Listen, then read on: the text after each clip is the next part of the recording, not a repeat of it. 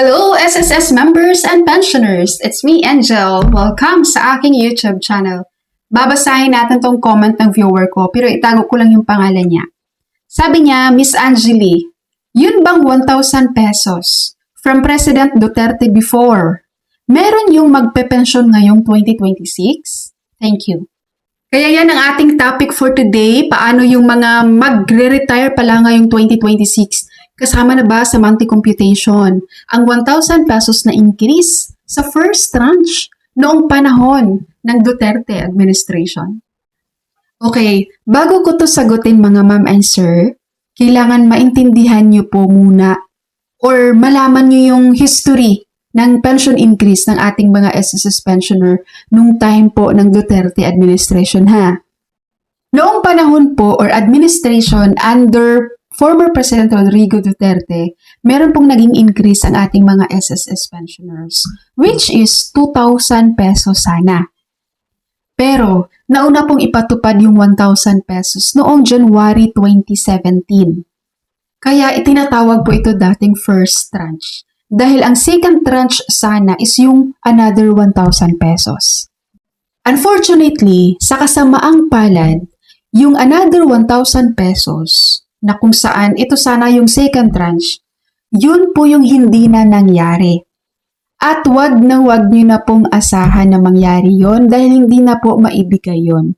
In short po, sa panahon ni President Rodrigo Duterte, only 1,000 pesos lang talaga yung naipatupad, which is effective yun ng January 2017. Alright, malinaw po ba? Ngayon, going back sa tanong nyo, balikan natin yung tanong nyo. Sabi nyo, Miss Angeli, yun bang 1,000 from President Duterte before, meron yung mag-pension ngayong 2026? Ang sagot po dyan, yes po. Mula January 2017, meron pong 1,000 pesos na dagdag sa mga pension nyo. Kung magkano ang computation sa inyong monthly pension, may additional po yun na 1,000 pesos. Dahil doon sa batas na pinatupad ni former President Rodrigo Duterte para sa mga SSS pensioners. Matik po yun guys, simula January 2017. Kaya kahit yung mga baguhang pensioners, yung computation sa monthly pension nyo, may dagdag dun na 1,000 pesos, dadagdagan yun ng 1,000 pesos. Itong nakikita nyo sa screen, ito yung formula ng SSS sa monthly pension. Updated po ito ha. Okay, ito pa rin ang ginagamit ngayon. Makikita nyo dito guys sa baba. May nino-note dito sa SSS. Plus 1,000 pesos additional benefit starting January 2017. So dito sa formula na to, itong tatlo na to na formula, kung alin dyan ang may pinakamataas na computation, let's say for example, dito kayo pasok sa number 1, tapos ang computation dito ni SSS ay 5,000 pesos. So magiging 6,000 pesos yon dahil doon sa 1,000 pesos na additional. Ngayon pag sabihin nyo, ma'am, ngayong 2026 lang kami magre-retire, 2027, 2028, yes po, batas na kasi yun guys eh. Nasa batas na yun at nasa formula na yun ni SSS. Nasa policy na yun ni SSS. Na kung magkano man ang iyong monthly computation, madadagdagan yun ng 1,000 pesos. Dahil doon sa ipinapatupad ni former President Duterte noong 2017 na additional 1,000 pesos. Kaya itong 1,000 pesos under Duterte administration, mararamdaman to ng mga baguhang pensioners, ng mga pensioners na paparating pa lang. So yan ang kinagandahan sa ginawa na batas na to ni former President Rodrigo Duterte. Kasi kahit mga paparating pa lang na pensioner, matitikman pa din ang 1,000 pesos na first tranche dahil nga nakadikit na yun sa computation ni SSS sa kanilang monthly pension na formula.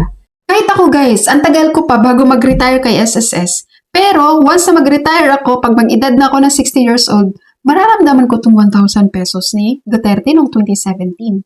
Dahil nandun na ngayon sa formula. Kung magkano yung makukompute sa akin ni SSS, additional 1,000 pesos yun. Diba? Yun ang kinagandahan. So makikita nyo guys ang difference ng increase dati under Duterte administration at ngayon under BBM administration.